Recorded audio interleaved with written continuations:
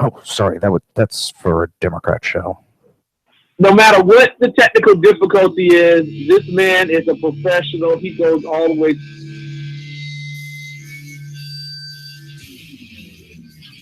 What you represent to them is freedom.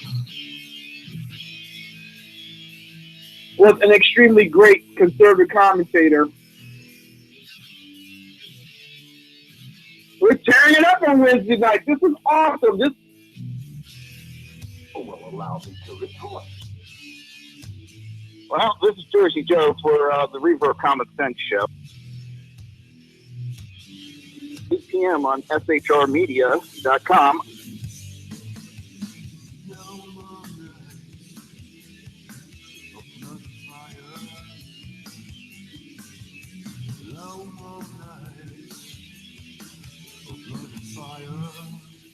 This show contains language that some viewers may find offensive. Listener discretion is advised.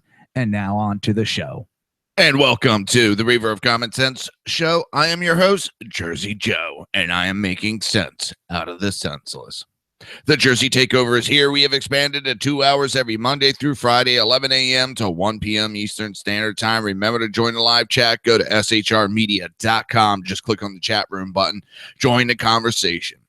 If you want to watch broadcast, that's great. Go to reaver.one. That is REAVER.ONE. Click on the live stream. And as my daughter always says, Daddy, don't forget to tell them. If you like the live stream, click the live, subscribe, and comment. If you want to support the show, or if you want to support SHR Media, go to reaver.one and click on the Reaver store. Oh, how is everybody doing today? Oh, I need to turn that on. Always forgetting things. There we go. Oh. All right. So Japan is on high alert. Yeah. Japan is on high alert now. Why? Because that idiot, Kim Jong-un, well, they're playing around. It looks like they are in a launch mode. They're getting ready for firing ballistic missiles. So it has Japan, South Korea,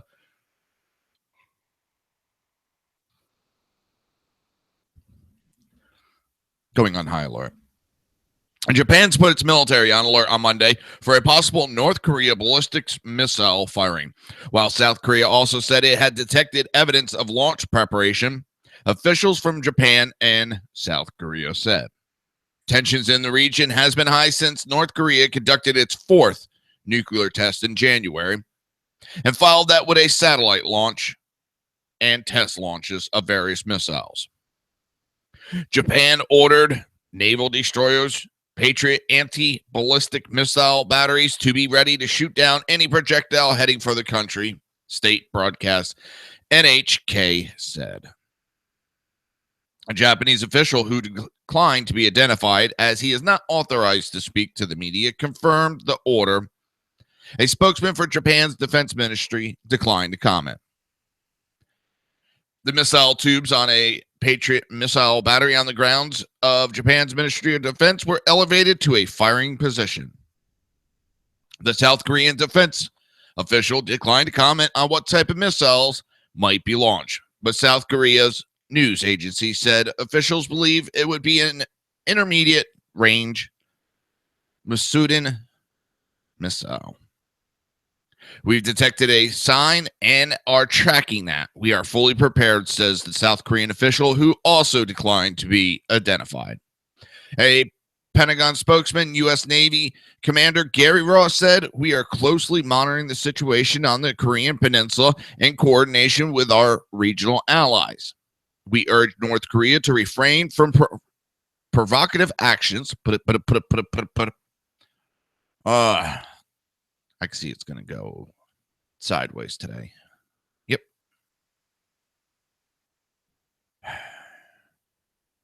It seems like North Korea pulls this every now and then like a child of, I'm not getting attention, so I'm going to do something to get attention. And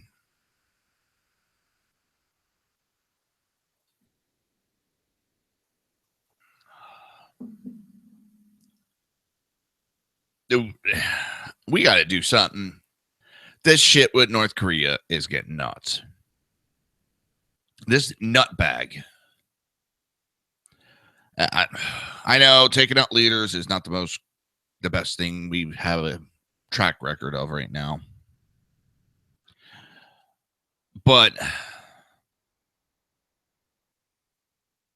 the mistreatment of the people of North Korea is disgusting. People live in such poverty because of what this leader is doing. Hey, Jenna. It's, I don't know. One of these times they're gonna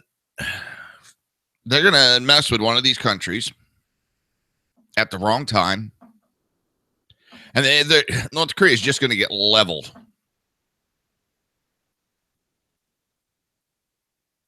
I mean, it's gonna catch one of these countries in a bad mood one day, and the leader's just gonna be like, you know what? I'm tired of taking their shit. Flatten them. Go ahead, just flatten them. Now it pokes. Oh my God. It has started already. The provocation actions that aggravated tensions and instead focus on fulfilling its international obligations and commitments. Ross said he would not discuss U.S. intelligence assessments. The White House declined to comment. North Korea tried unsuccessfully to test launch the Masudin 3 times in April, according to U.S. and South Korean officials. Japan has put its anti-ballistic missile forces on alert at least twice this year after detecting signs of launch by North Korea. North Korea's nuclear and missile testing this year triggered new UN sanctions. But it seems determined to press ahead with its weapon program, despite the sanction and the disapproval of its sole main ally, China. These people think that putting sanctions is going to stop the issues. Not everything can be solved with talking. How long have we been dealing with North Korea and this bullshit? We keep putting sanctions on them. The only thing it hurts, and the only ones that hurt, are the citizens.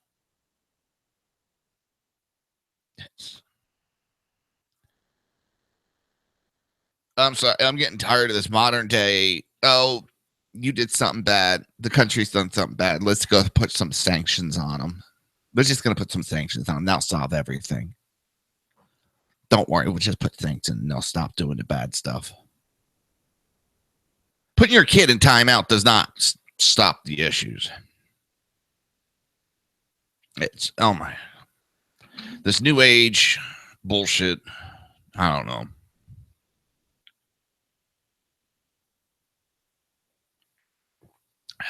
Maybe I was raised for the wrong time. I don't know. It's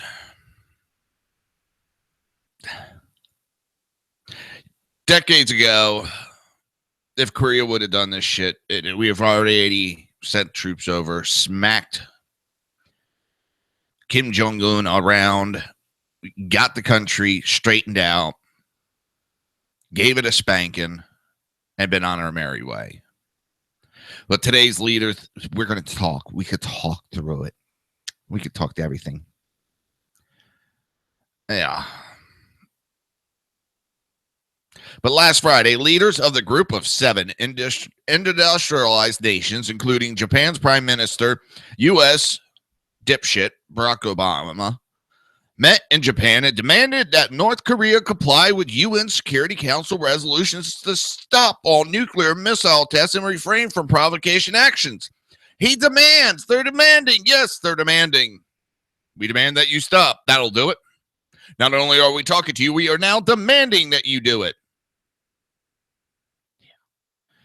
Yeah, we've seen what countries think of Obama's demands. They give that big middle finger and say, fuck you, Obama. We ain't listening to you.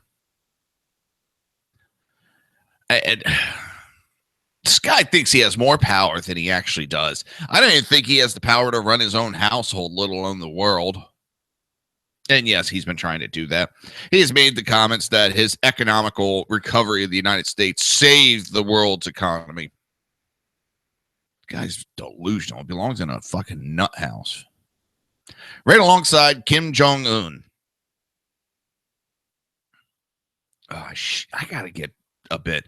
Sackhead Sean does this freaking funny as hell Kim Jong-un impression. It's funny. I don't know how accurate, but it's funny. Jenna, no, in the state of Florida, when I moved down here, I think it was 2007, shortly after that, they put a law in, you have the right to spank your kid. And they kind of like, they put the borderline, not borderline, but they, say there is a difference between abusing your kid and disciplining your kid. And even spanking your kid in public, giving a couple whacks on the ass is legal in the state of Florida. And I love it. I mean, all right, my daughter's 13 years old. I think I wrapped her on the ass one time when she was a kid, or a baby with a little diaper on, just enough to rattle the diaper and scare the crap out of her. I think she was trying to stick her finger in the wall socket or something like that. But, I had to give her a little rap. It was more, my wife started laughing when she started crying because she's like, oh my God, you barely touched her. It was just enough to startle her. Otherwise, I really haven't had to discipline my daughter that much. Which scares me. She's too good of a kid. Which scares me because as soon as she hits teenage, the rebellion stage is coming full bore on us. But, yeah, you can't discipline your kids. Oh, spanking is not the answer. Yeah, we see what spanking did. Created idiots like you. It created idiots like we have now where kids think they can do whatever the fuck they want with no consequences. Well, there's consequences in life. And spanking your kid is not a bad thing. That's like, my mom got the SPCA called on her. She's basically spanked our dog. The dog was chewing on the electrical lines, 220 lines of the AC and the AC, the Freon line. She started to chew on. So my mother gave her a little whack on the butt. Next thing we know, we got SPCA showing up saying, we got a phone call that you're mistreating your dog. And the guy looked at the dog and went, never mind. This dog is not abused. Mom's like, what are you talking about? The person was like, yeah, we got a call that, you smacked your dog. Mom was like, yeah, she was chewing on the 220 line. The SPCA guy goes, good, you disciplined the dog not to do it. Next time, do me a favor. At least take the dog inside, give her a little whack. Don't do it outside. These idiots love to call. I'm like, seriously? Someone called, well, that's this frigging gorilla thing. They're pissed off.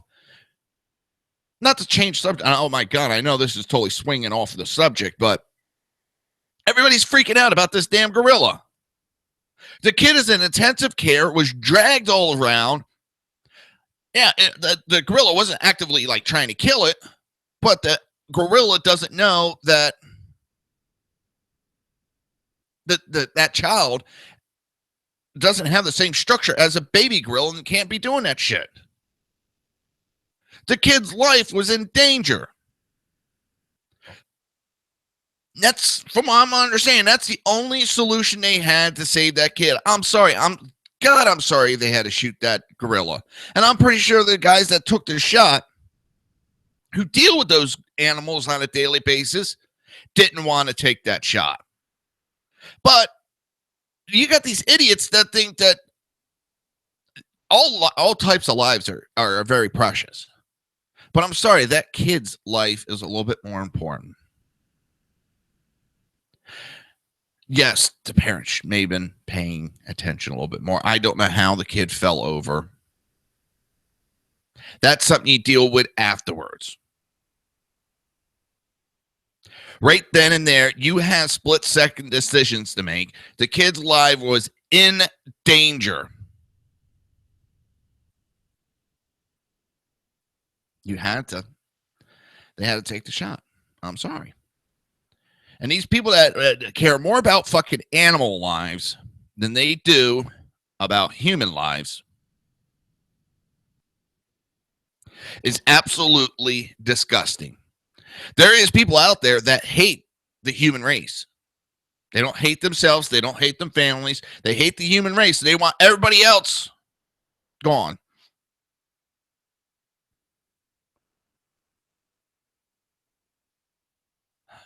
I mean, I feel bad something that they had to do it. I do. Because I'm tired of this attitude that conservatives don't give a shit about the wildlife. We care more about it because we have a better understanding, because we do hunting. We do all that. We see direct relationships of what happened. The gorilla was doing what gorillas do.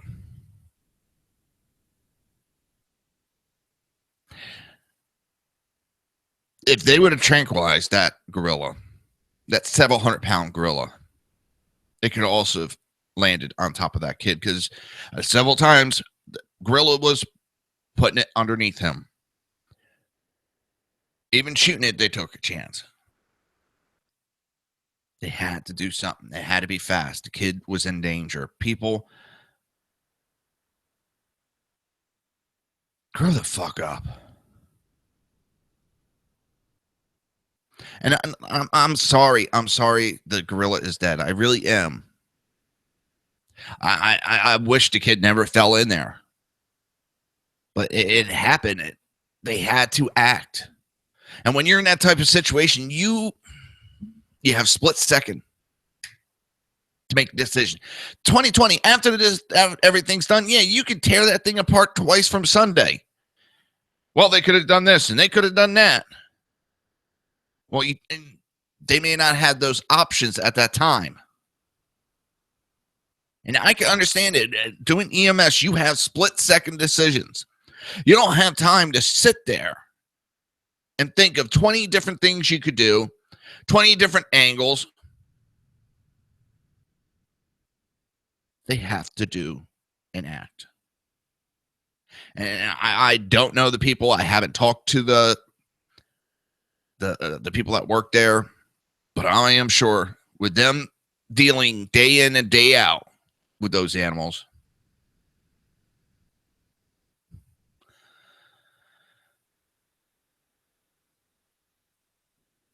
I am sure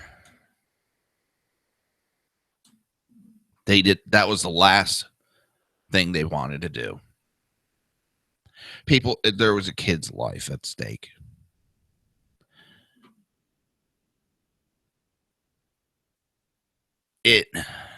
I don't know how many ways I can go at it, but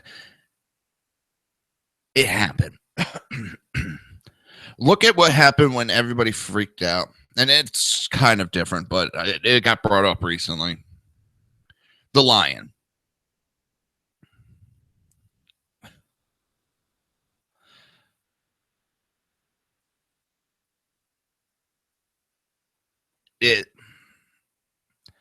The uproar that these social justice warriors did has now jeopardized 200 lions' lives.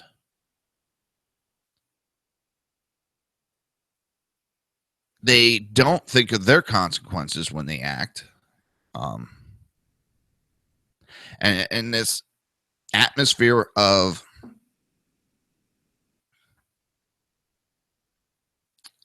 self-loathing that they have, it is really scary. It scares the shit out of me, because those are the ones that can go postal and go on these massive shooting sprees and kill people. Those are the ones that scare the living crap out of me. You're listening to the Reaver of Common Sense right here on SHR Media and High Plains Pundit Radio. We will be right back.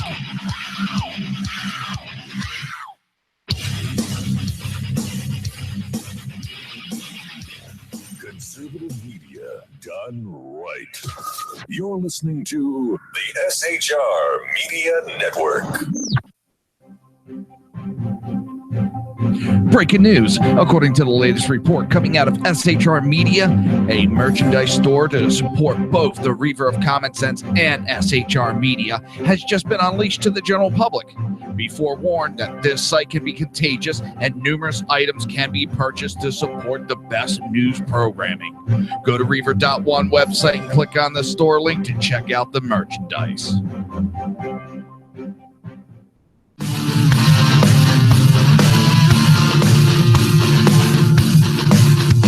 You have been listening to Reaver of Common Sense, hosted by my dad, Jersey Joe.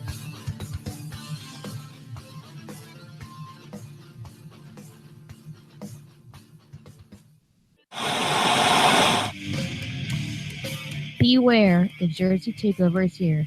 Every Monday through Friday, 11 a.m. to 1 p.m. Eastern Standard Time. You can catch the Reaver of Common Sense show, hosted by Jersey Joe, right here on shrmedia.com and highplansdailynews.com. Only Jersey can deliver hell like no one else, so consider this your fair warning.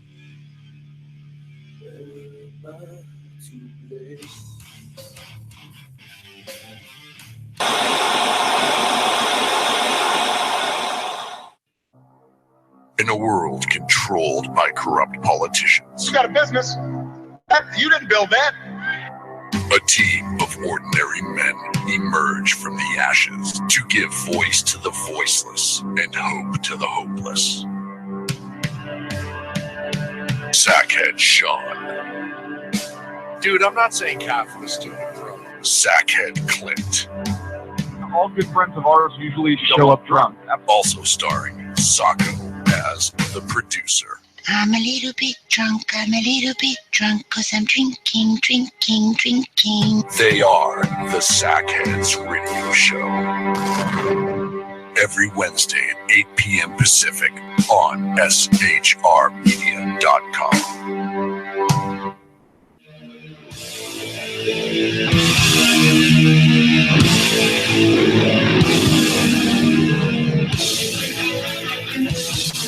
Every Wednesday night, 8 p.m. Eastern Standard Time, it is the Reaver After Dark, hosted by Jersey Boys, Jersey Joe, and Jersey Crash, right here on shrmedia.com and highplansdailynews.com.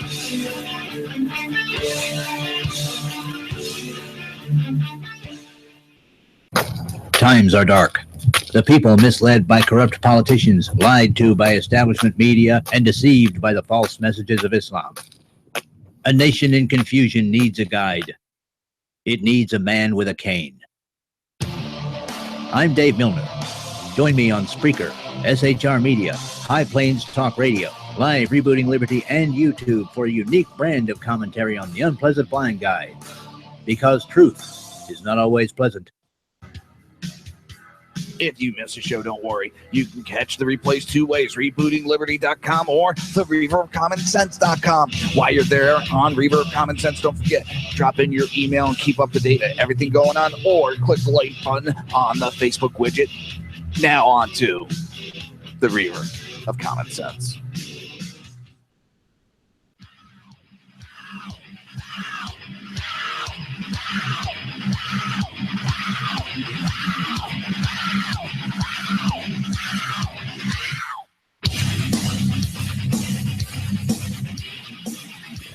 Conservative media done right. You're listening to the SHR Media Network.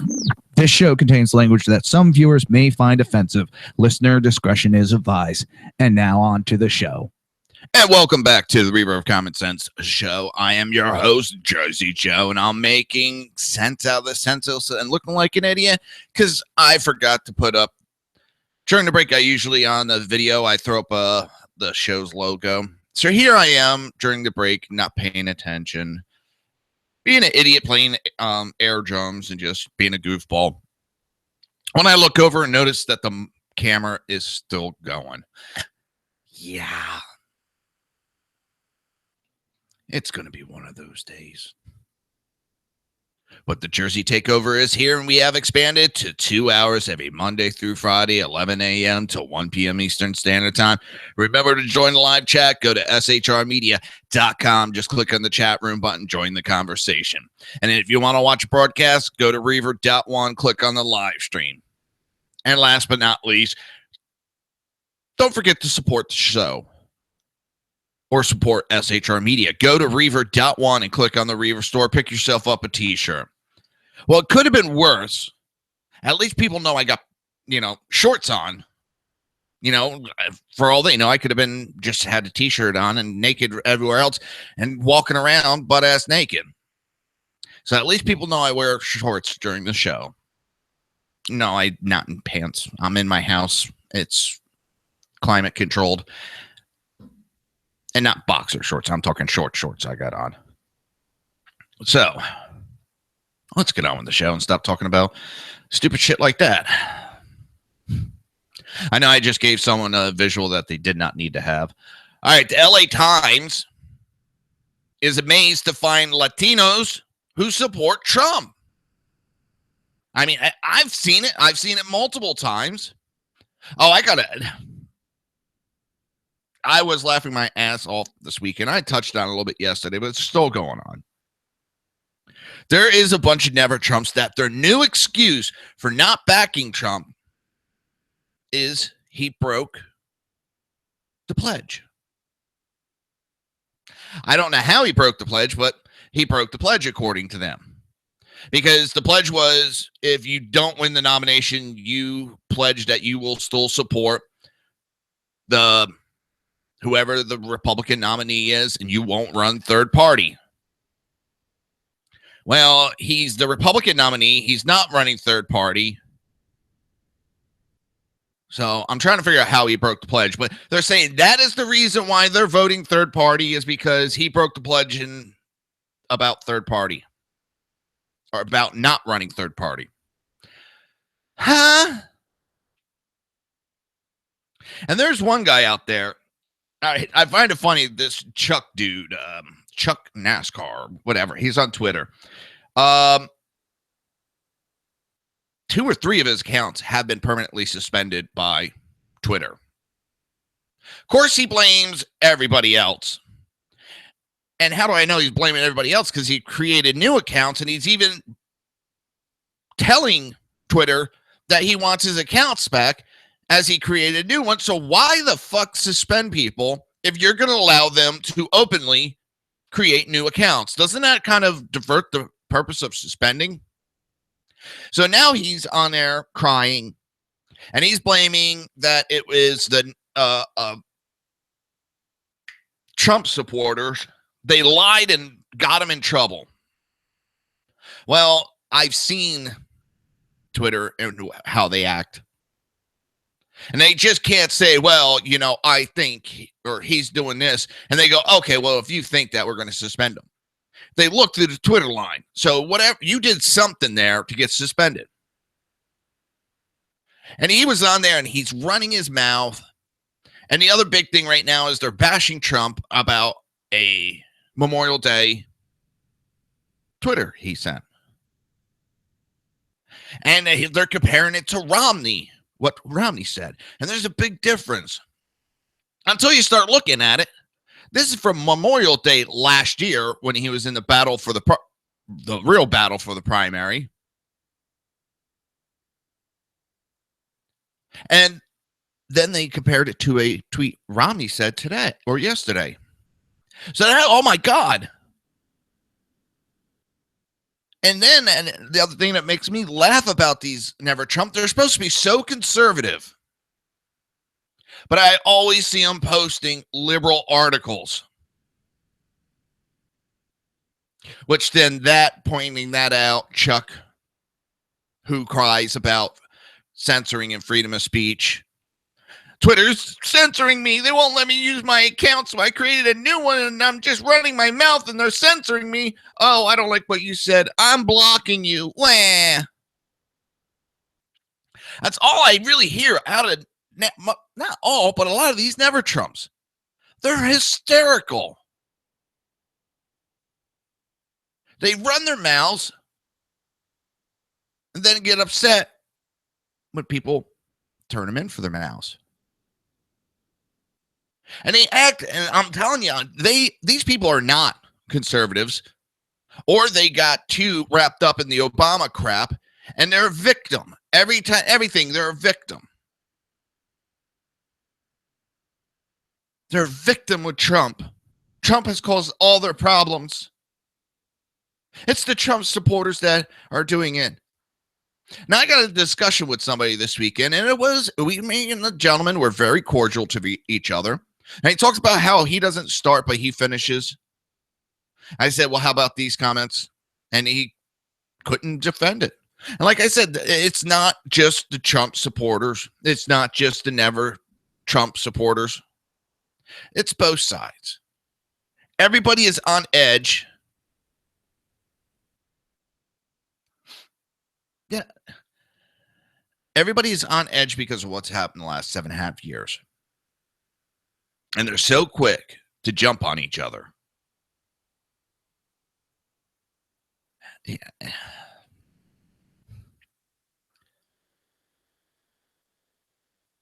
People, take a step back. Conservative, liberals, whatever you want to call yourselves, take a step back. You're not that innocent. Because I had one this weekend who just kept insulting me in the Twitter. And then was surprised when I went Jersey on his ass. And it was like, see, you Trump supporters, you have to insult and cuss. I was like, listen here, you motherfucker. You are the one that started this shit. I was talking kindly to you, and you had to keep insulting me. You had to go with the name calling. So you know what? Yes, I unloaded on you. But you're not the victim. Get a set of balls. Admit that you were acting like an asshole, and then I slapped you around a few. I'm so sick and tired of this victimhood that they play.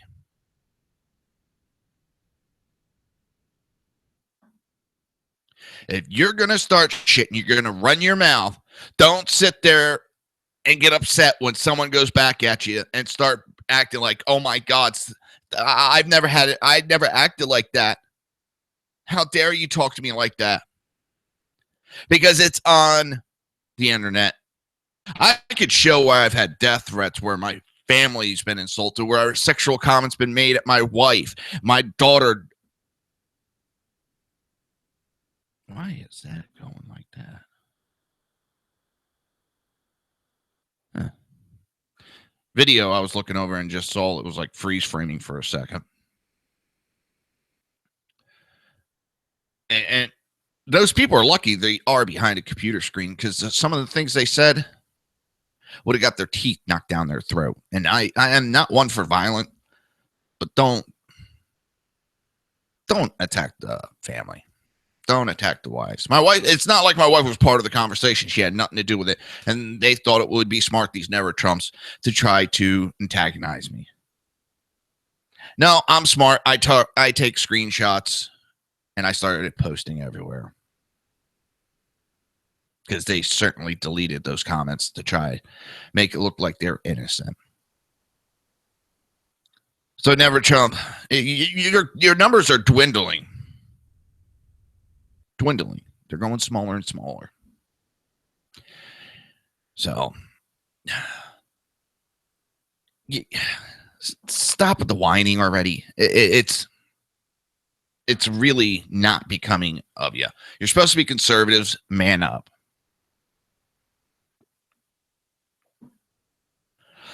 As I was saying, the LA Times amazed to find Latinos who support Trump. Los Angeles Times columnist visited the Donald Trump rally in Fresno last Friday and reported that she found Latinos who actually support the Republican candidate. Who were these people? Exactly. Who could vote for a man who is called Mexican rapists and murderers who insulted the Republican Latina government of the New Mexico, who tweeted, "I love Hispanics," as he ate a taco bowl at his desk on Cinco de Mayo? Oh my God, the racist had a taco bowl. The racist says he loves Hispanic. Oh my God.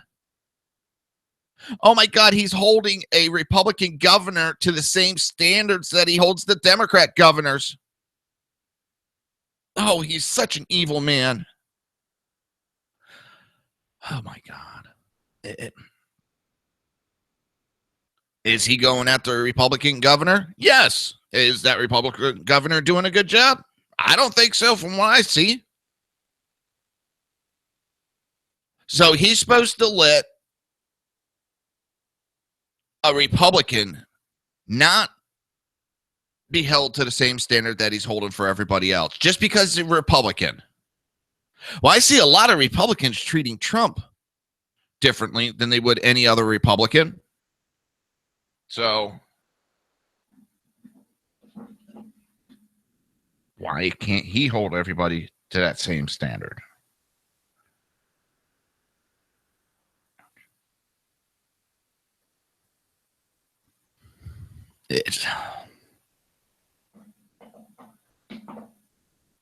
I wonder sometimes if we're goddamn doomed.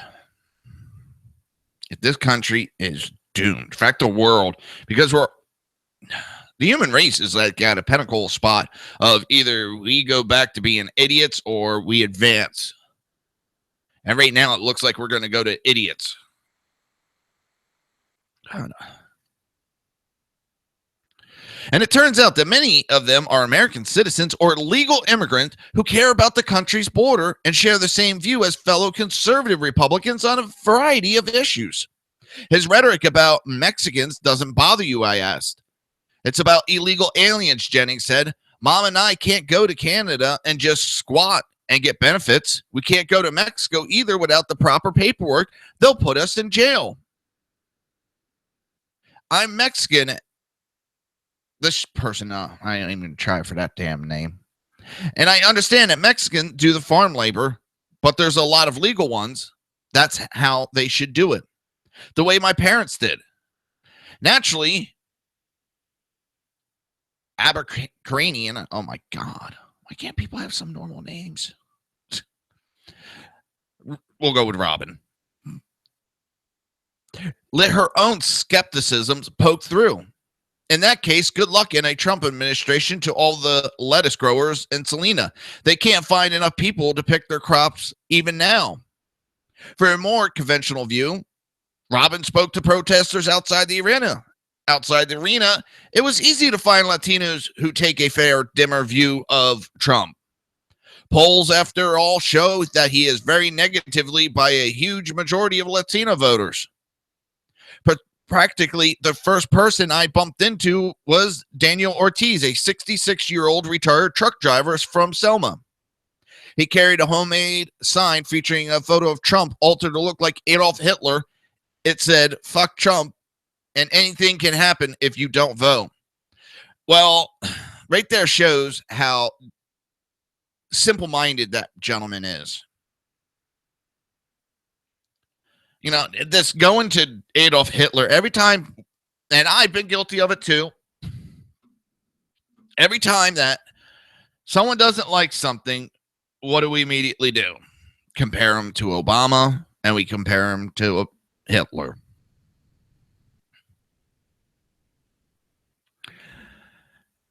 If you got to do that, you're kind of on the downward spiral of facts. And I've been guilty of it too.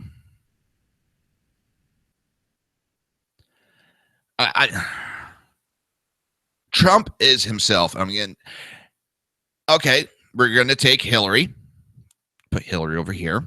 We're going to take Trump and put Trump over here. Now, Adolf Hitler's in the middle. He killed people. He had people killed. He was against guns. He was against freedom of speech. Now we'll go to Trump. Has Trump ever killed anybody? Not to anybody's knowledge he has. Is he for the Second Amendment? Yeah. Is he for free speech? Yeah. That's everything against Hitler. So let's go to Hillary. Has Hillary killed anybody? Oh, fuck yeah. She killed 4 people. At least. She's against the Second Amendment. She wants to ban guns. She said it herself.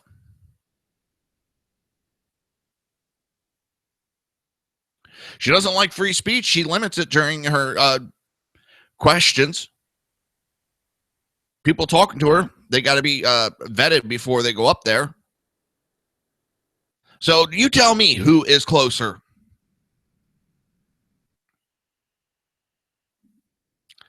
Hillary's closer to being a Hitler, if anything, than Trump. Hillary Clinton was for basically a wall also, but now she's changed her mind. Except then she called it a fence, and she's still for a fence. Just the wall is what's racist. The fence is okay. Wall is racist. You're listening to the Reaver of Common Sense right here on SHR Media and High Plains Pundit Radio. We will be right back.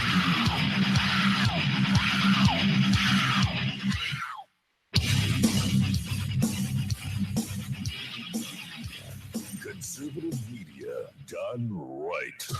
You're listening to the SHR Media Network.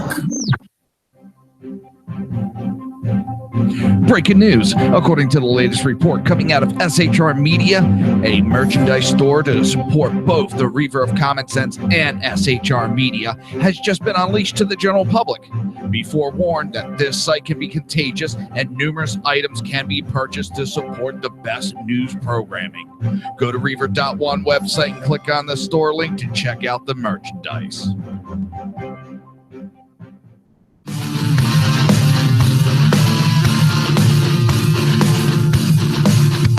You have been listening to Reaver of Common Sense, hosted by my dad, Jersey Joe.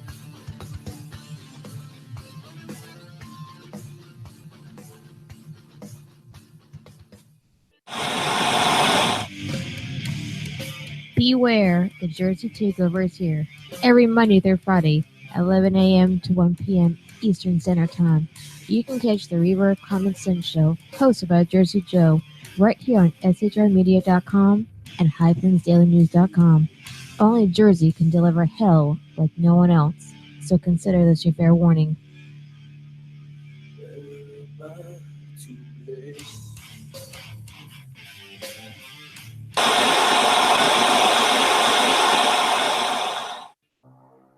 In a world controlled by corrupt politicians, You got a business. That you didn't build that. a team of ordinary men emerge from the ashes to give voice to the voiceless and hope to the hopeless. Sackhead Sean, Dude, I'm not saying Catholics do it, bro. Sackhead Clint, All good friends of ours usually show up drunk. also starring Sacco as the producer. I'm a little bit drunk, 'cause I'm drinking.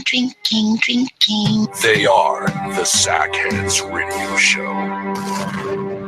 Every Wednesday at 8 p.m. Pacific on shrmedia.com.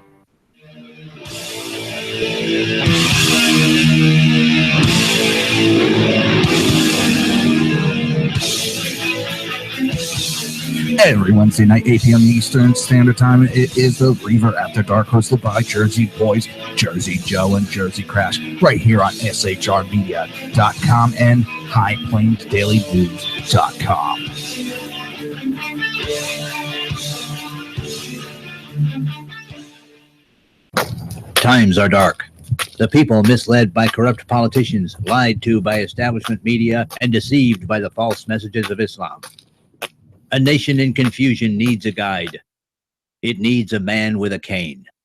I'm Dave Milner. Join me on Spreaker, SHR Media, High Plains Talk Radio, Live Rebooting Liberty, and YouTube for a unique brand of commentary on the unpleasant blind guy. Because truth is not always pleasant. If you miss a show, don't worry. You can catch the replays two ways, rebootingliberty.com or the Reaver of Common Sense.com. While you're there on Reaver of Common Sense, don't forget, drop in your email and keep up to date on everything going on, or click the like button on the Facebook widget.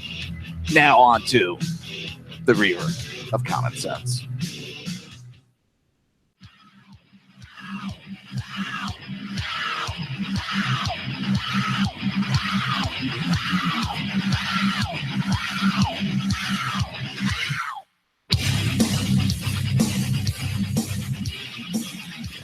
Conservative media done right. You're listening to the SHR Media Network. This show contains language that some viewers may find offensive. Listener discretion is advised. And now on to the show. And welcome back to the Reaver of Common Sense show. I am your host, Jersey Joe, and I'm making sense out of the senseless. The Jersey Takeover is here. We have expanded to 2 hours every Monday through Friday, 11 a.m. to 1 p.m. Eastern Standard Time. Remember to join the live chat. Go to shrmedia.com. Just click on the chat room button. Join the conversation. If you want to watch the broadcast, go to Reaver.one. Click on the live stream. Don't forget to hit subscribe. And if you want to support the show and support SHR Media, go to Reaver.one and click on the Reaver store. It's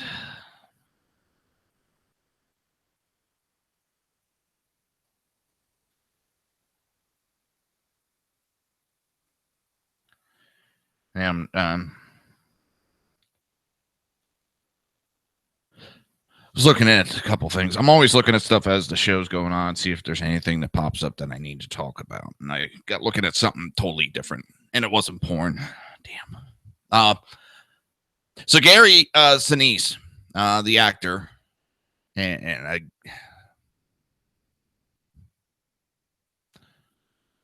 he was out and about this weekend with Memorial Day.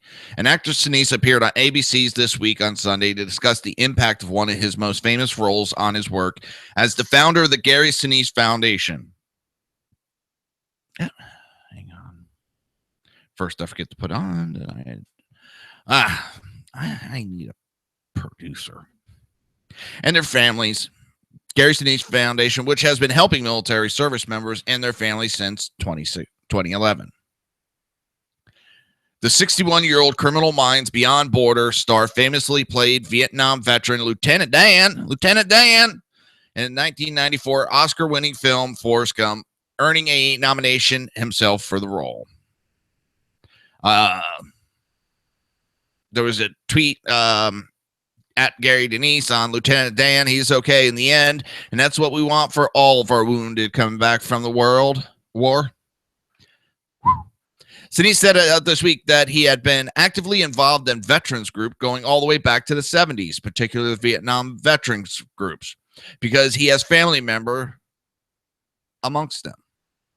I didn't know until after September 11th, though, when we had this new generation of Lieutenant Dans coming back from Iraq and Afghanistan, that the role would continue to play a part in my life. Sinise was quoted as saying, of his famous movie character, Sinise said that Lieutenant Dan is okay in the end, and that's what we want for all of our wounded coming back from the war. I always say that we can never do enough for our veterans, the actor added. We can always try to do more. And to add to that, we ought to be, what we do for these illegal immigrants, illegal aliens, these criminals, we should be doing that for our vets instead. They are the ones that deserve the high praise. Those are the ones that deserve the extra opportunities, not people who come into this country illegally. The Oscar-nominated actor founded the Gary Sinise Foundation in 2011 and has since launched various programs aimed at supporting veterans and first responders. The foundation includes programs like RISE, which provides home mobility devices and specially adapted vehicles to wounded service members and serving heroes, which serves heartily American meals to veterans at major travel hubs. Sinise has also taken his Lieutenant Dan band overseas to boost morale on American military bases across the world and founded the Invincible Spirit Festivals, day-long event with live music and food in celebration of service members' achievements at military hospitals throughout the country. On Sunday, Sinise hosted the National Memorial Day concert in Washington, D.C. for the 11th time. For so many, this weekend is an opportunity to have an extra day off, to attend a ball game, to eat some barbecue, or just relax in the backyard with family and friends. Sinise wrote that in a special Memorial Day message on his website. These are all certainly wonderful things.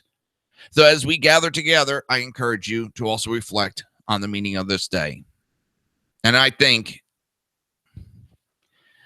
too many people have forgotten what Memorial Day is about. Too many people take things for granted. All they see is a day off, and we get to get drunk and eat barbecue. They forget about what the day actually means. Too many people have taken it for granted.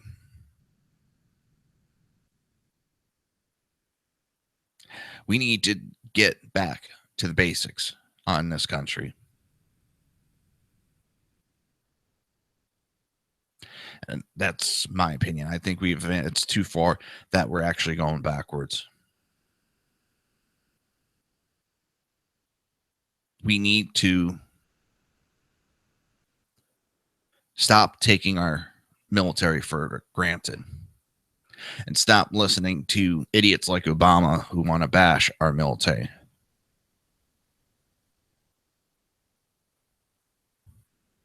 And I know this may be, it doesn't affect me, but I like seeing it, that he also helps first responders. We may not be military. And this is a quote from some Vietnam vets I used to hang around with. We are the ones that stay back here in the country and keep the country going. We're the ones that do almost the same job as the military. We put our lives on the lines daily. We do it for American citizens. They do it for foreigners. I have more respect for them, and a lot of them have told me they have more respect for me. And we usually end up arguing when I'm at a bar, and, it goes back and forth because so many times they want to buy me drinks for what I've done, and I want to buy them drinks for what they've done. But I like that Gary Sinise is also looking out for them, because our government, I know for a fact, does not look out for us. I spent 25 years of my life as an EMT and a firefighter. I got injured. There's no help for me. There's nothing out there. As soon as I got hurt and I needed the help, all of a sudden backs were turned in this country to me. If you don't work for a county, you don't have this huge pension. You don't have all this protection. If you work private, EMS, you don't get paid shit. And which I never went into this business for money. I went into it because I had a passion for it. That's why I don't like my local fire EMS, because those guys and women, they get into it because of the pension, not because of the love for the job. But at least now there's, like Gary Sinise is setting up foundations to help first responders. Setting up foundations to help veterans.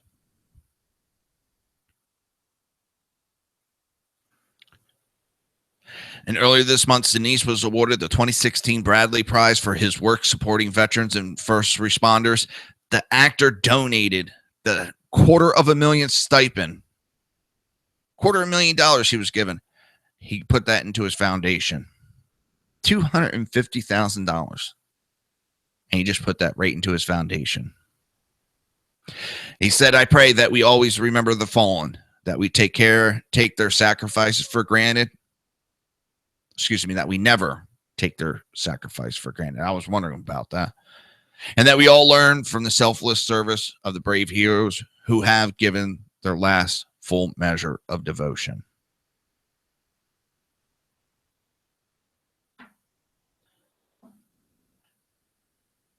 People like Gary Sinise are honorable men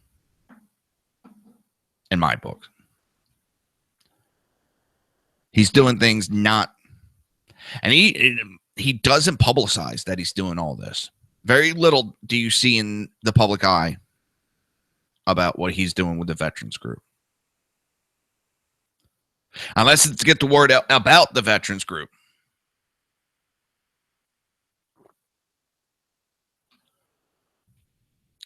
It's like I said, it hits my heart when he also is helping the first responders. There are so many people, so many first responders that aren't working either because of the burnout rate nationally for EMTs, 3 years and you're out of the career. That's national average. Everybody thinks it's puppy dogs and rainbows when you're working on the ambulance, and it's... You think you got bad days at the office when you got papers all over the place? I could top that. When you got to take your ambulance out of service because that last call messed up the back so bad it's taking you 2-3 hours just to decon the back of it. And you have to scrub those rigs down, inside, out, after some of these calls. Because you can't be going to another call with blood all over the place.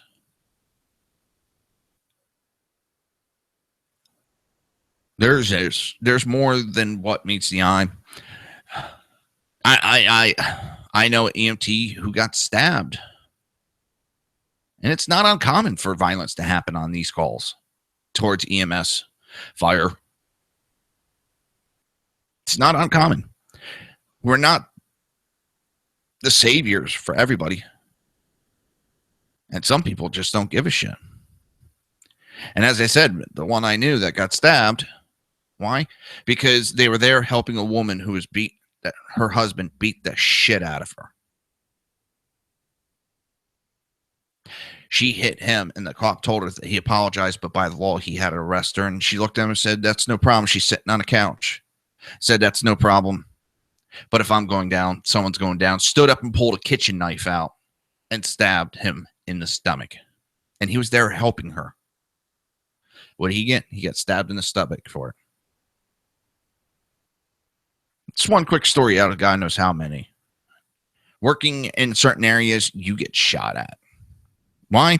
Because these gangs can go up higher in the ranking, become more dangerous by shooting at and killing cops, firefighters, EMS.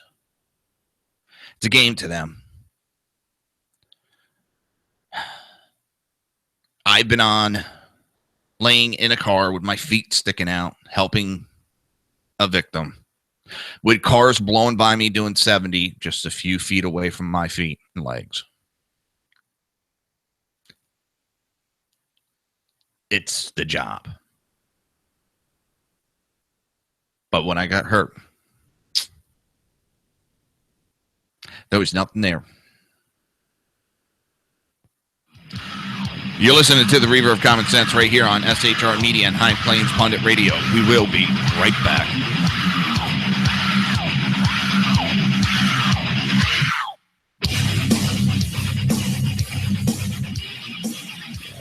Conservative media done right. You're listening to the SHR Media Network. Breaking news. According to the latest report coming out of SHR Media, a merchandise store to support both the Reaver of Common Sense and SHR Media has just been unleashed to the general public. Be forewarned that this site can be contagious and numerous items can be purchased to support the best news programming. Go to Reaver.one website and click on the store link to check out the merchandise.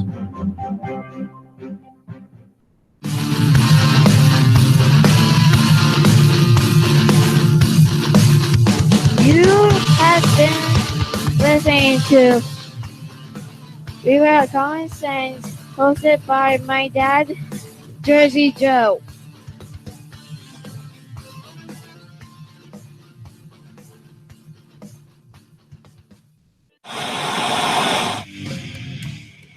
Beware, the Jersey Takeover is here. Every Monday through Friday, 11 a.m. to 1 p.m. Eastern Standard Time. You can catch the Reaver of Common Sense show, hosted by Jersey Joe, right here on shrmedia.com and highplains.dailynews.com. Only Jersey can deliver hell like no one else, so consider this your fair warning.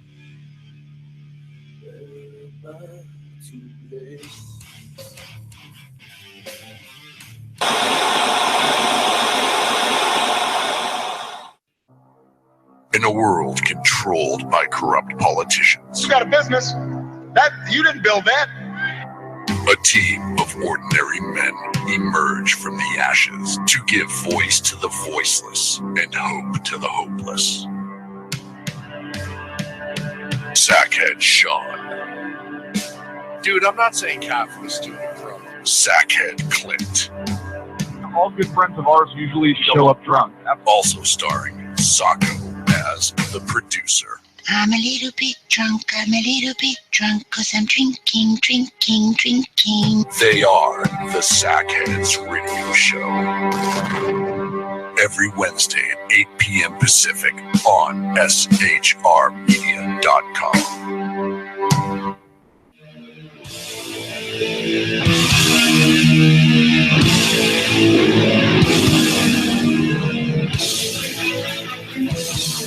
Every Wednesday night, 8 p.m. Eastern Standard Time, it is the Reaver After Dark, hosted by Jersey Boys, Jersey Joe, and Jersey Crash, right here on shrmedia.com and highplains.dailynews.com.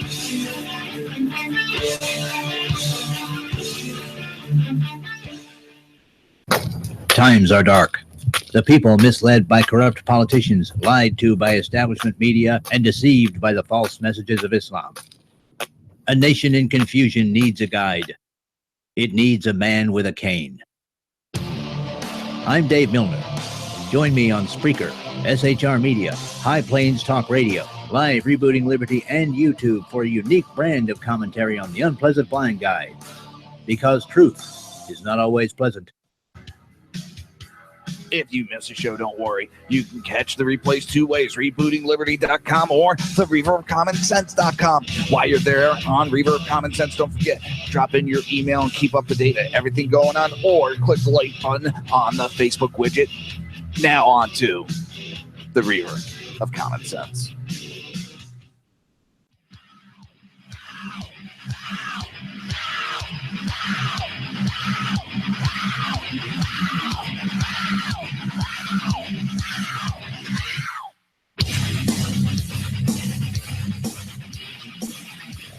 Conservative media done right.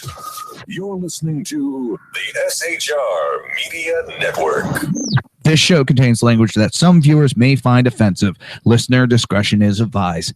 And now on to the show. And welcome back to the Reaver of Common Sense. I am your host, Jersey Joe. And I'm making sense out of this senseless. At least I'm trying. I was telling you my experience as a first responder, as an EMT, just as an understanding. I don't want people to think I'm looking for pity or anything like that. I don't want pity. I want people to understand that the job of an EMT, because I got it so many times. Well, everybody's happy to see you. You're there to help them. No, they're not. There's plenty of people that are not happy to see us.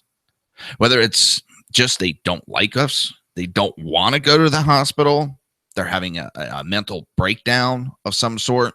There's a list of reasons they don't like us. They're not always. The job isn't puppy dogs and rainbows that make people make it out to be. The things that we see, it'll live with us forever.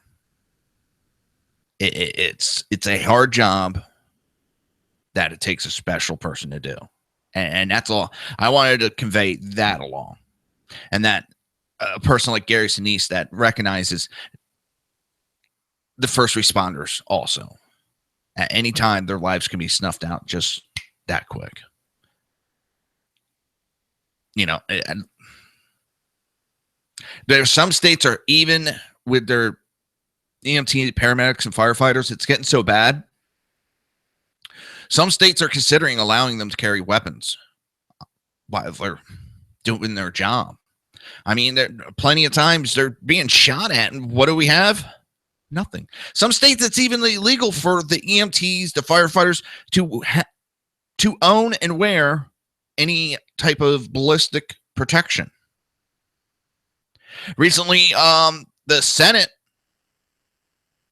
Congress, I'm not sure if it was the House or what, tried to push through a bill that would make it illegal for residents to own any type of ballistic equipment. And I'm talking bulletproof vests. In New Jersey, it was basically illegal for me to own. The store that there was an EMS, police, emergency service store. That's where we got all of our uniforms and all that from. She knew what was going on, and what was going on in Trenton at the time was there was a high gang level, and it was getting bad. It was getting nasty. Shootings every Friday. I mean, massive shootings. Shooting at the ambulances, everything. You'd be driving down the street and someone would open fire with automatic AK-47. That's how bad it was. She was allowing us to buy vests. And like she said, she would rather take the punishment for allowing us to buy the vest than to hear about one of us got killed because, well, she wouldn't sell us a vest for protection. And she put her business on the line, and I've always respected that. She was looking out for life above money. Now, and what made me start wearing a vest, to go off stage a little bit, my daughter had just been born. Before that, it was, the bulletproof theory of the guys, we're indestructible. Had a daughter, and I'm thinking to myself one day, at any moment, one of these gangbangers can take me out, and my daughter's going to grow up without a father. And I can't take that. No. So that's when I started to protect myself. And it's funny because, like I said, there's some states that are looking at making it mandatory equipment. And one of the EMS pages on Facebook, and they were having a discussion on, you always have that cocky new loudmouth. Well, if you're that afraid, stay the hell out of the... Wait a minute. Well, you're just going to scare patients. That's what they said about rubber gloves when we first started really mandating the wearing of them. And yes, when I first started, it wasn't exactly a mandate. I still, when I do IVs, I got to rip the fingers off my gloves. And the theory back then was, well, if you wear gloves, you're going to be insulting and scaring the patient. Because they're going to think that you're accusing them of having a disease that they don't have. Well, it's better to have them a little offended and be safe than to be dead. So when you see your EMTs and firefighters, they're all not making the top money that you think. And it's not such an easy job. But we're going to change up the subject a little bit. And we're going to go to Clinton. Email headache is about to get worse. Hillary Clinton's email headache is about to get even worse than it already has been. A scathing Inspector General report last week was just the first in what is likely a series of official actions related to a private server stemming from the FBI, a federal court, and Capitol Hill. Clinton's presidential campaign has failed to quiet the fury over the issue, which has dogged her for more than a year. In the next few weeks, just as likely Democrat presidential nominee hopes to pivot towards a general election, it will face its toughest scrutiny yet. All that feeds into the overarching problem of public distrust for her. To put it in slang terms, she's got a pretty deep held street rep at this point. This fits the street rep. I don't know. Oh my God. The State Department's watchdog report was especially damaging given the official nature of its source. The report claimed that Clinton never sought approval of her homebrew email setup, that her use of the system violated the department's record-keeping rules, and that it would have been rejected had she brought it up to department officials. Now, serves my memory correct, in an interview, she said that she put forth the request and it was approved. I take it she's lying? Can't be. She wouldn't. For months, Clinton and her team have failed to offer a convincing explanation for the use of the private server, and she has steadfastly refused to apologize. She makes fun of the issue. She makes fun of that she deleted all these emails and said only personal emails were on the server. When everything has been, maybe not all of them, but the recovery, there's a shitload of top secret documents that were emailed back and forth. And not just to her, from her. Everything has been disputed in her statements. The woman is a known liar. And her, I haven't lied in my life, was such bullshit, you could fertilize about 20 farms with that. Now, she has gone on and said, I thought it was allowed, she said in an interview on CNN, the Situation Room this past week after the watchdog report became public. I knew past secretaries of states use personal email. She thought it was allowed, but she also, then why did she say she put in a request for approval and it was approved, which was never done? She was warned about having it. So how could she think it was allowed when she's been told officially no? It was still a mistake, and if I can go back, I'd do it differently. No, the mistake is that she got caught. Period. That is what she would like to go back and do differently, is that she got caught subverting the transparency laws, the Freedom of Information Acts. Because if those emails are not on government servers, they can hide those documents. Clinton and many of her top aides declined to take part in the Inspector General's probe, but they won't have that option going forward. On Friday, Clinton's former chief of secretary, Cheryl Mills, was interviewed behind closed doors as part of a court case launched by conservative watchdog Judicial Watch.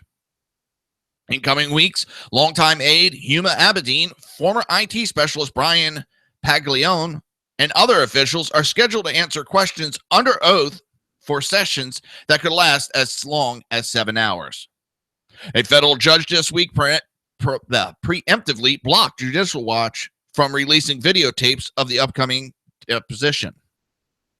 But the group this week released the transcripts from its first interview with longtime State Department veteran Louis Lukens, and it plans to do the same thing following each of the upcoming deposition, providing fodder for weeks to come for some of the closest rings of Clinton's inner circle. The court has said that Clinton herself may be forced to answer questions under oath, which we do. Yes, Jenna, Yes, there's not. I know personally from a couple EMTs. 20 years later, yeah, they still have nightmares. I can tell you from. Sorry, I was asked a question in chat room, and I can tell you from personal experience. Every night when I go to sleep, I can still see. I had a 17-year-old kid who was racing his car. Literally, he finished building it.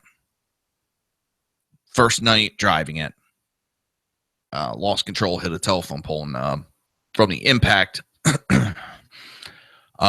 his head popped off literally, right at the jaw line.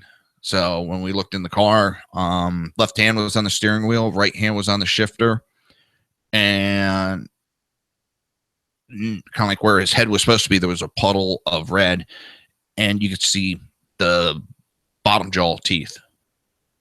So yeah, that's still fresh in my mind. And the irony of that whole thing, his girlfriend was in the car. She was covered in blood. And once the initial assessment was done, she broke her arm, and that was it.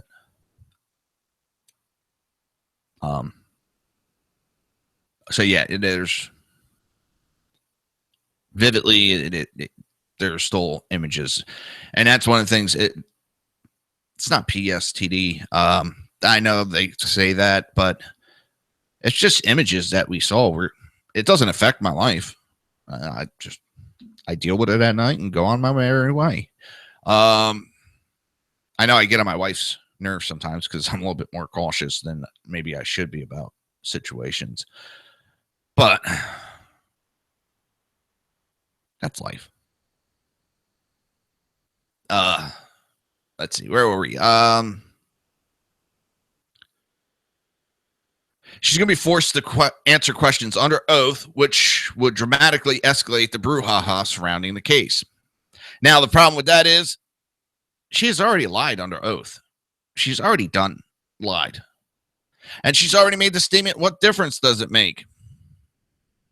Well, the difference is, as president, we need a president that we can trust.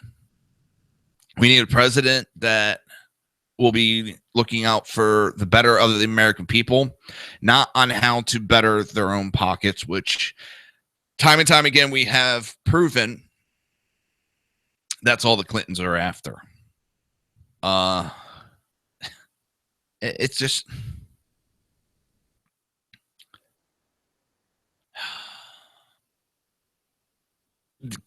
Hillary is evil incarnated, pure evil. She don't care. She does not. If it doesn't have to deal with her or her daughter or her husband, she don't give a shit. She would sooner screw over this country, sort of like her selling Russia, enriched uranium, as long as she gets paid. But at some point in the next month, the House Select Committee on Benghazi is also set to release its long-awaited report about the 2012 terror attack, which has been linked to Hillary Clinton. Hillary Clinton sat on her ass that night and just did not give the okay for reinforcements to be set in. A stand-down order was given. Now, whether she gave it or it came from higher up, we may never know. The committee has pursued Clinton's email to the extent that they related to the violence in Libya, and the report is likely to stoke new ire about the matter. However, its 2-year investigation has been marred by partisan bickering, and the report likely be shrugged off by Democrats. Of course, they don't give a shit what other Democrats do. They protect each other. She is responsible for the death of 4 people. And the Democrat Party does not give a fucking rat's ass. How the hell can we trust a party when they turned a blind eye to so many cases of murder? Kennedy, right off the bat. Chappaquiddick Creek. Bill Clinton and his sexual escapades. Hillary in attacking the victims. I can go on and on, but I'm pretty sure most of you already know how evil Hillary is. You're listening to the Reaver of Common Sense right here on SHR Media and High Plains Pundit Radio. We will be right back.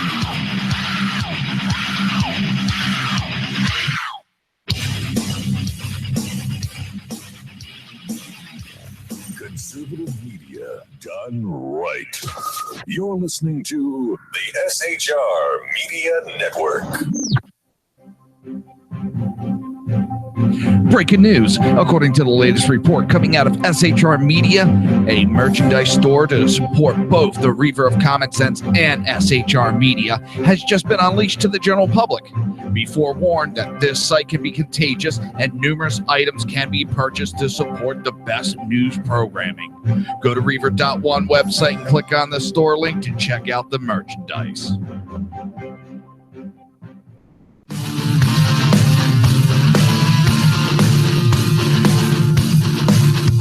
You have been listening to Reaver of Common Sense, hosted by my dad, Jersey Joe.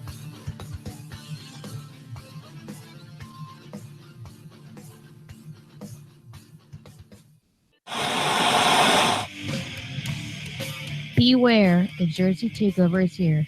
Every Monday through Friday, 11 a.m. to 1 p.m. Eastern Standard Time. You can catch the Reaver of Common Sense show, hosted by Jersey Joe, right here on shrmedia.com and highplains.com. Only Jersey can deliver hell like no one else, so consider this your fair warning.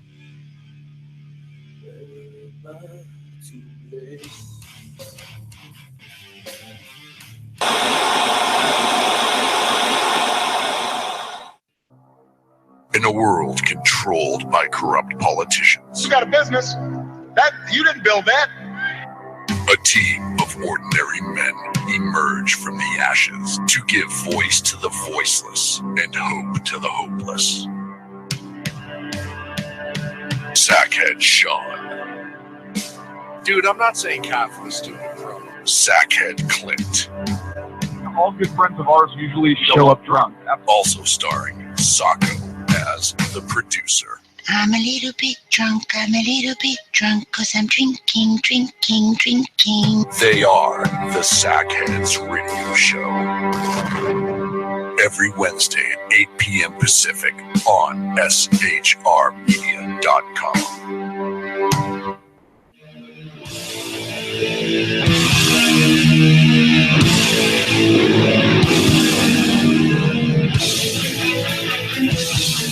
Every Wednesday night, 8 p.m. Eastern Standard Time, it is the Reaver After Dark, hosted by Jersey Boys, Jersey Joe, and Jersey Crash, right here on shrmedia.com and highplainsdailynews.com.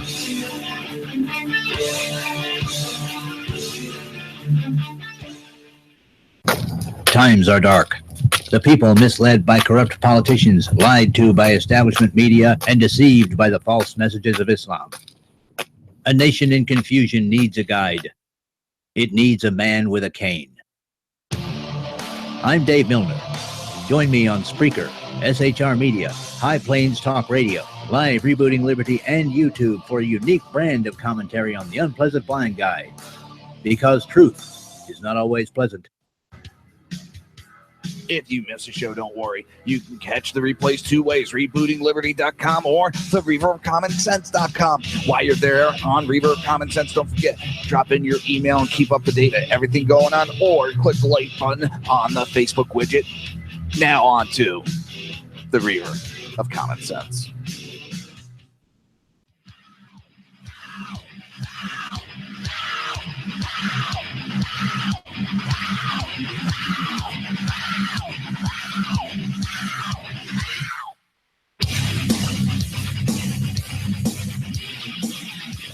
Conservative media done right. You're listening to the SHR Media Network. This show contains language that some viewers may find offensive. Listener discretion is advised. And now on to the show.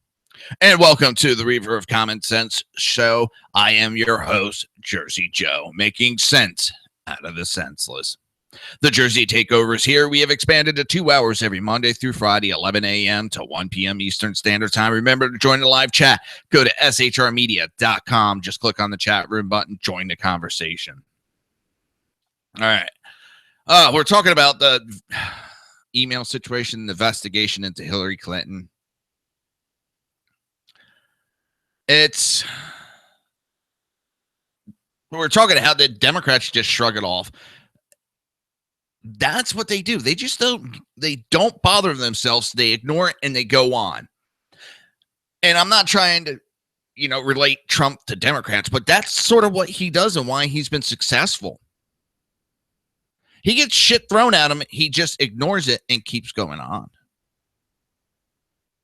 Now, typical Republican fashion is to stop, chase that issue, denying it, and apologizing for it. And then you look soft.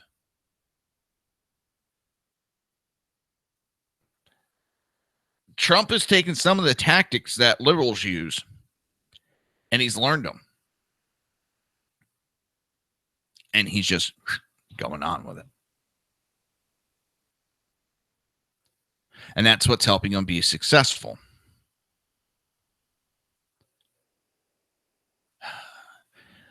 This whole Benghazi thing, as much as I'd love to see it nail her to the fucking wall, the Democrats have turned it into a joke, which pisses me off all differently.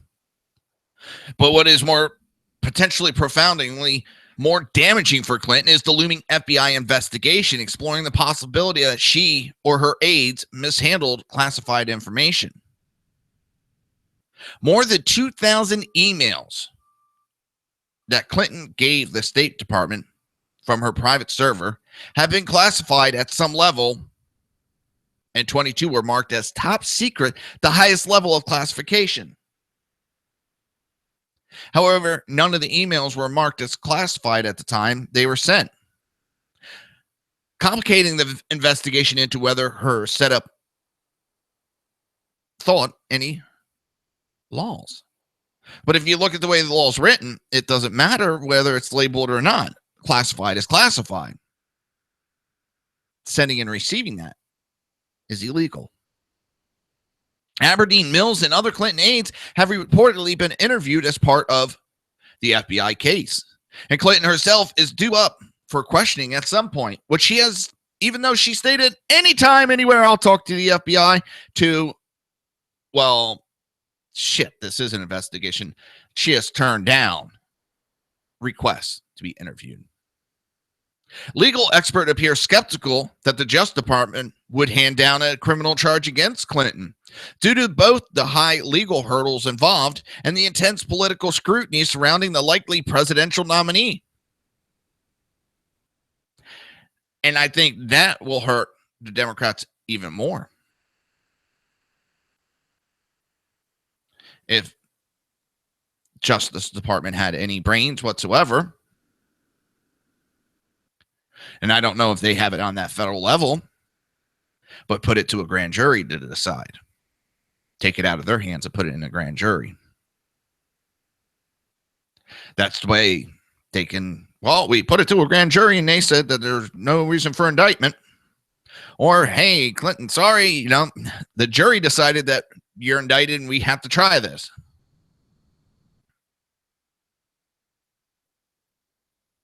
Republicans appear primed to cry foul, though, if the FBI closes its investigation without handing down indictments or offering a public explanation. Senior lawmakers have already exonerated the Justice Department for failing to appoint a special prosecutor.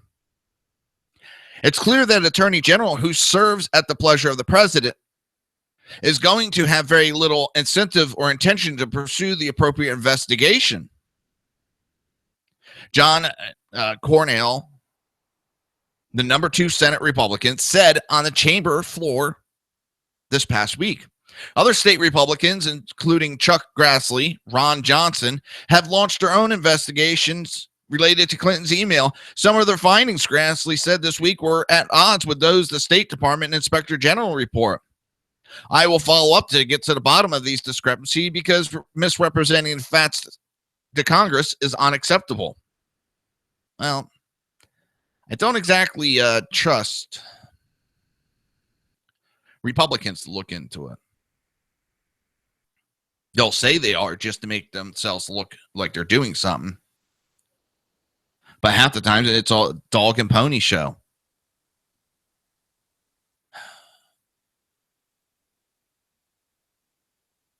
And that is something that the American people are getting tired of, this dog and pony show. We can see Hillary is guilty. Majority of the people in this country can see she's guilty as hell over this email, amongst other things. But it does seem that there's this double standard that she gets protected, while anybody else who did maybe half of what she did gets convicted.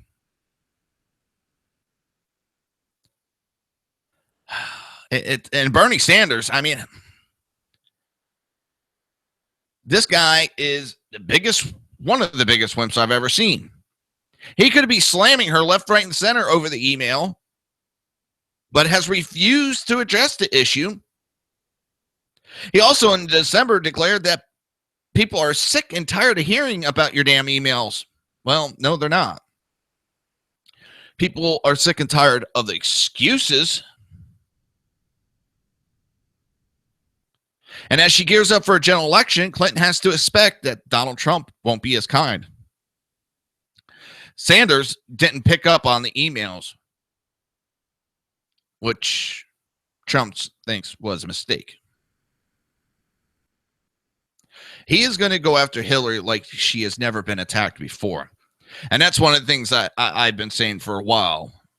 Any and all Republicans would be apologizing to her, where Trump will ignore and just keep attacking her, tearing her down bit by bit.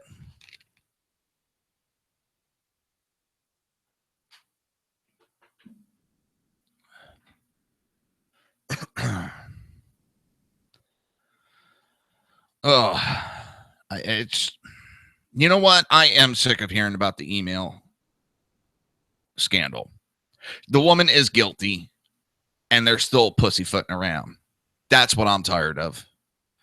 Because sure as hell, if I did anything remotely close to what she did, the FBI would have came barging through my door, thrown me on the ground, and handcuffed me already. Now, the Huffington Post had a remove article claiming Hillary Clinton will be indicted. Huffington Post put that up.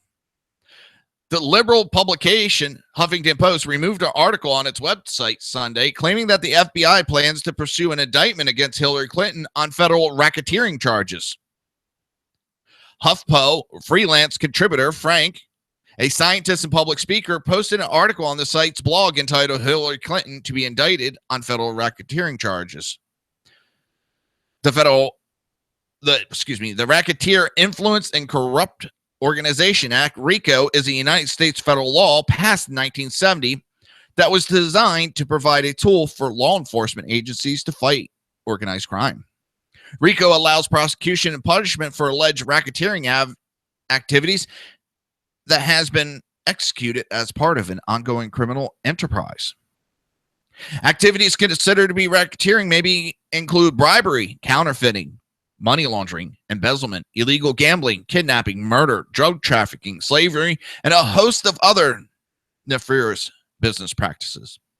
James Comey and the FBI will present a recommendation to Loretta Lynch, Attorney General for the Department of Justice, that includes a cogent argument that the Clinton Foundation is an ongoing criminal enterprise engaged in money laundering, soliciting bribes in exchange for political, policy, and legislative favors to individuals, corporations, or even governments, both foreign and domestic. I think if I saw those charges put against her, I probably just pass out. I would be in shock.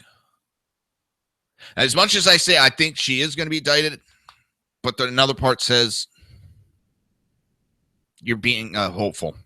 It's wishful thinking.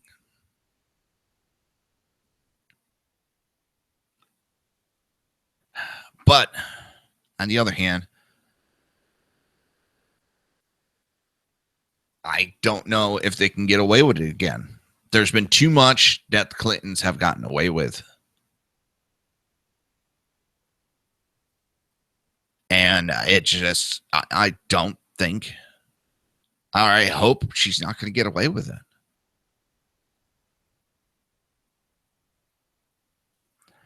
It's a wild. Our country is going, it's either going in one or two directions. We've been heading in a dictatorship for a while now, where political officials are above the law. And I'm hoping this election we can turn that around and get back to them being, our political figures being servants rather than masters. Because they are supposed to be servants and only have the power that we give them. Right now, they think they have the power to give more power. They think they have the power to rule us. And we got to reverse that. And Hillary getting indicted would be a nice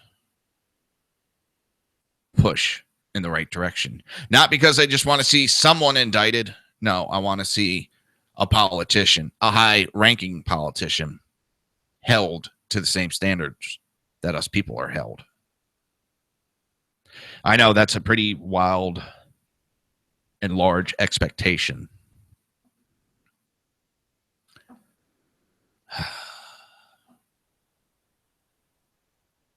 It's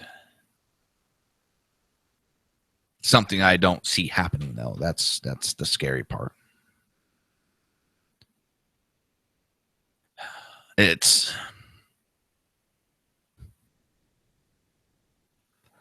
And Huffington Post wasn't the only one. You have U.S. Politics has several postings of Hillary to be indicted on racketeering charges.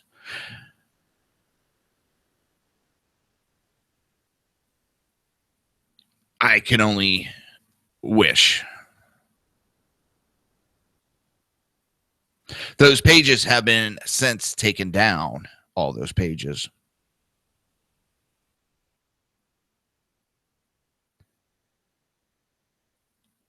And I think the last I heard, the guy has been removed from the Huffington Post.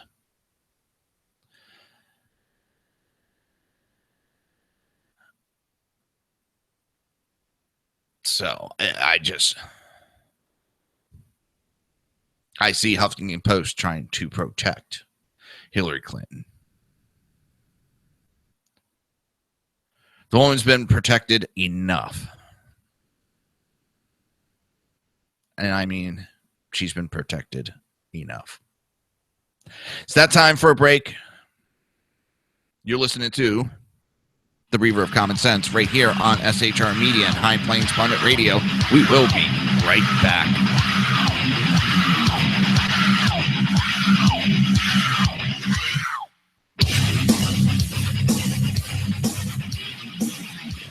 Conservative media done right.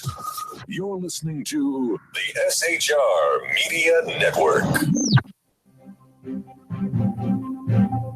Breaking news. According to the latest report coming out of SHR Media, a merchandise store to support both the Reaver of Common Sense and SHR Media has just been unleashed to the general public.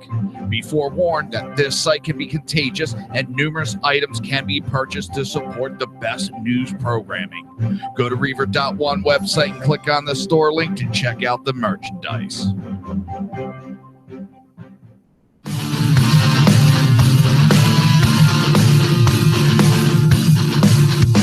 You have been listening to Reaver of Common Sense, hosted by my dad, Jersey Joe.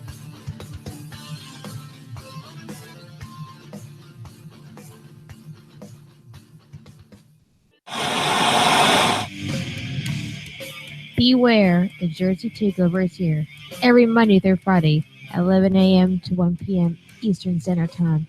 You can catch the Reaver of Common Sense show, hosted by Jersey Joe, right here on shrmedia.com and highplansdailynews.com. Only Jersey can deliver hell like no one else, so consider this your fair warning.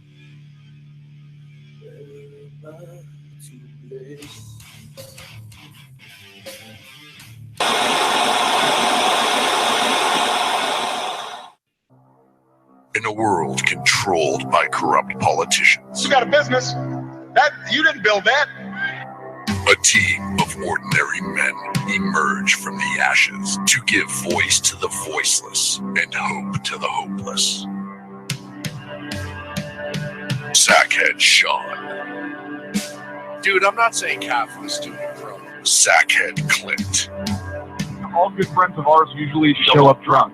also starring Sacco as the producer. I'm a little bit drunk, I'm a little bit drunk, 'cause I'm drinking. They are the Sackheads Radio Show. Every Wednesday at 8 p.m. Pacific on shrmedia.com.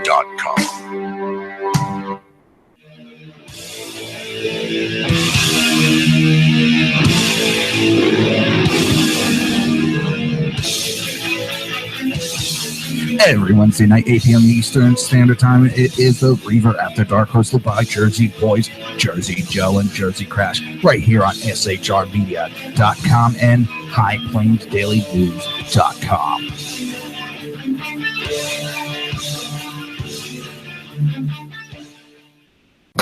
Times are dark. The people misled by corrupt politicians, lied to by establishment media, and deceived by the false messages of Islam. A nation in confusion needs a guide. It needs a man with a cane. I'm Dave Milner. Join me on Spreaker, SHR Media, High Plains Talk Radio, Live Rebooting Liberty, and YouTube for a unique brand of commentary on the unpleasant blind guy. Because truth is not always pleasant. If you miss a show, don't worry. You can catch the replays two ways, rebootingliberty.com or the reaverofcommonsense.com. While you're there on Reaver of Common Sense, don't forget, drop in your email and keep up to date on everything going on, or click the like button on the Facebook widget. Now on to the Reaver of Common Sense.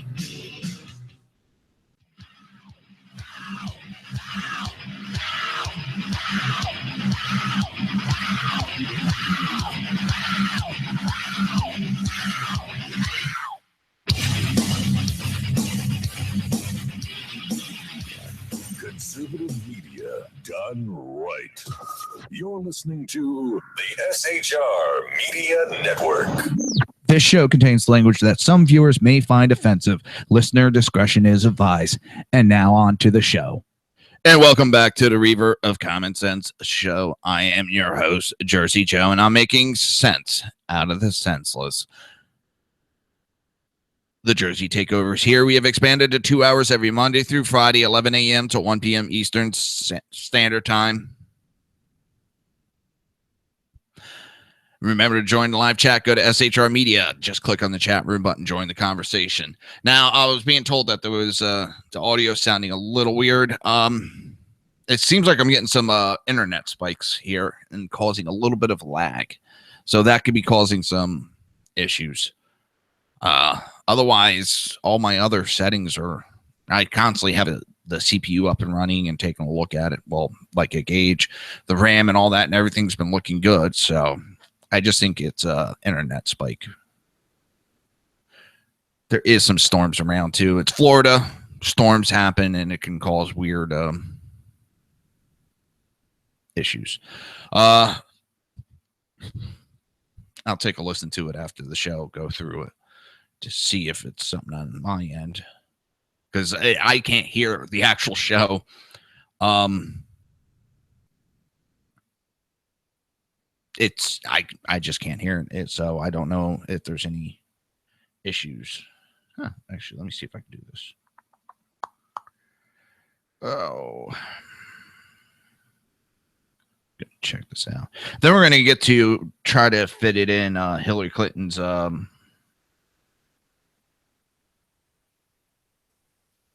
shunning of the investigators. The State Department's been looking into her, and she's refused to talk to them, which is not, I don't think, a good thing. If you're refusing to talk to the State Department, why? You seem to have an issue. You should not be damn it.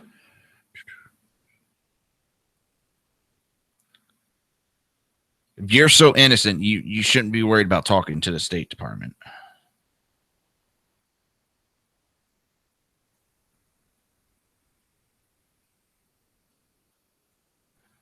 Oh, sometimes I hate these things.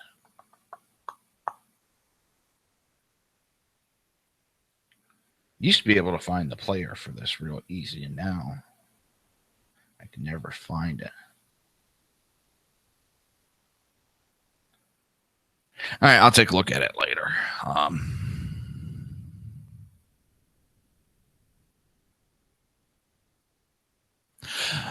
And also, yes, during the commercials, I do have both my wife and my daughter in on the commercial. My daughter's the one saying, "You're listening to my dad, Jersey Joe," and then for, I think it's the store. I'm not sure. I can't remember which one. It's my wife talking. So, but I'll take a listen and see if there's an issue with the audio.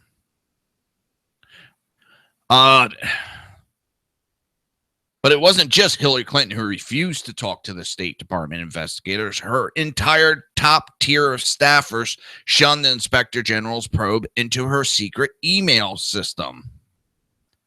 And most of those staffers are now playing prominent role in Mrs. Clinton's presidential campaign. What happened to that? She wants everybody accessible to the investigations, and she's accessible to the investigations, and she's willing to testify. But when it comes time for her to actually do it,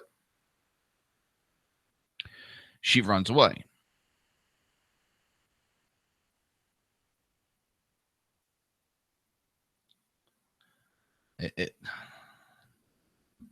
She's contradictive of herself. The State Department's Inspector General report determined that not only Miss Clinton, but also her confidants used private email accounts, aided Miss Clinton's use of a personal server, and would not answer any questions about the scandal, fueling speculation of a coordinated cover-up. It's remarkable, truly remarkable, there was no cooperation with the Office of the Inspector General. I can't think of anything comparable. Tom Fitton, president of the watchdog group Judicial Watch, which has filed more than a dozen lawsuits trying to pry loose emails from Miss Clinton and her aides. Miss Clinton's refusal to talk stood in stark contrast to other secretaries who all cooperated with the Inspector General's probe. Mrs. Clinton's campaign didn't respond to a request for comment from the Washington Times for this article. But her campaign spokesman said Wednesday in a round of television interviews that the candidate and her inner circle figured it was more important to talk to the FBI, which is also conducting an investigation, than to work with the Inspector General.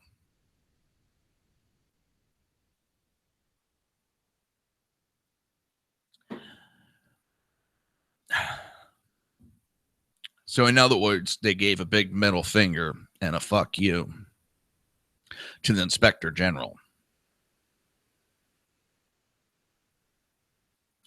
To our minds, it made sense to prioritize the review being conducted by the Justice Department. That was Brian Fallon told CNN. He did not explain why Miss Clinton and her team couldn't do both. The Inspector General 83-page document detailed the extent to which Mrs. Clinton's inner circle was aware of her private email server and how some of them used their own private accounts. The report also cast doubt on claims by John Bentel, the State Department's former director of information resource manager, who told Congress this year that he didn't know about Miss Clinton's unique email arrangements.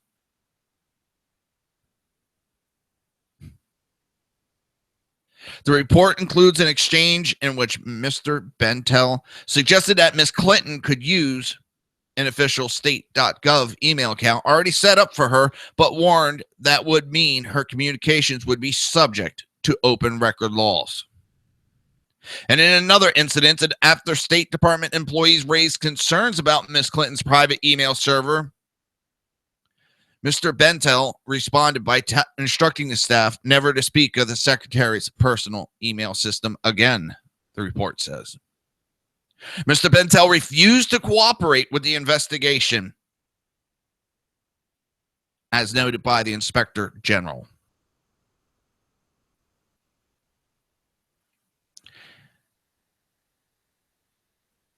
So many people that are required to answer to the people, but yet they never do answer to the people. It's not just the politicians that think they're above the law. It seems to be any more federal employees think they're above the law. They feel they could do whatever the hell they want without question.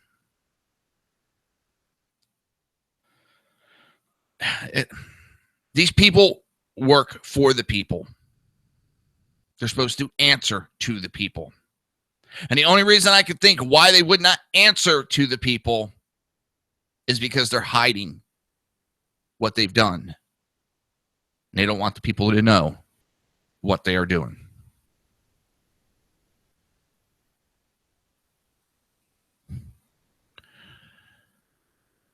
Mr. Bentel's Washington-based attorney, Rander Turk, would not comment. But Mr. Fallon, the Clinton campaign spokesman, told CNN that Mr. Bentel was a career State Department official unconnected to Miss Clinton's inner circle. It was unknown to us that any such instructions were given. We are unaware what the basis of that is. Conveniently, they have no knowledge of what's going on.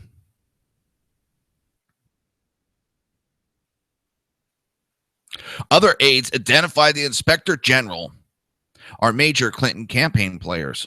Huma Abedin, longtime Clinton aide and former deputy chief of staff at the State Department, who now serves as a campaign vice chairwoman, and Jake Sullivan, former deputy chief of staff at the State Department and currently a senior advisor to the Clinton campaign. Cheryl Mills, a former Clinton chief of staff who has no formal role with the campaign but remains a close ally of Miss Clinton, also would not meet with investigators. Kind of funny that the people of the United States are forced to answer questions anytime the government comes knocking on the door. It's funny that our military personnel have to answer questions when our government comes knocking on their doors. But when the people come knocking on the doors of these officials, they suddenly forget how to speak. They don't feel that they have to answer to us.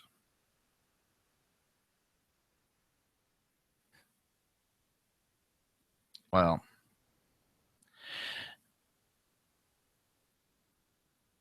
we need to remind our government officials, as I said earlier, they answer to us. They work for us. We give them power. For too long, they have felt and acted that they rule us, that they have the right to the power. Come November, I need every one of you to take a look at who you're voting for. Look into who they are, just not what letter they are. But I will say this. The one I will never, ever advocate any support for is that killer Hillary Clinton.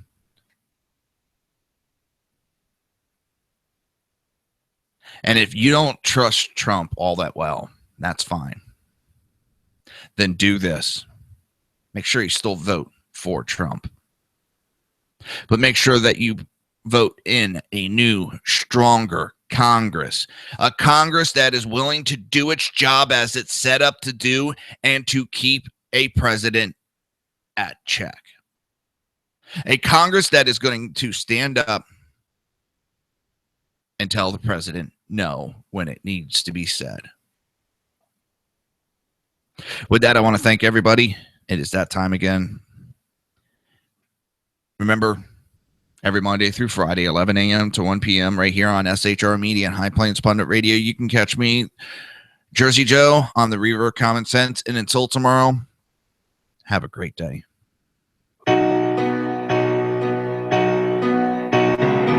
You've been listening to the Reaver of Common Sense with its host, Jersey Joe.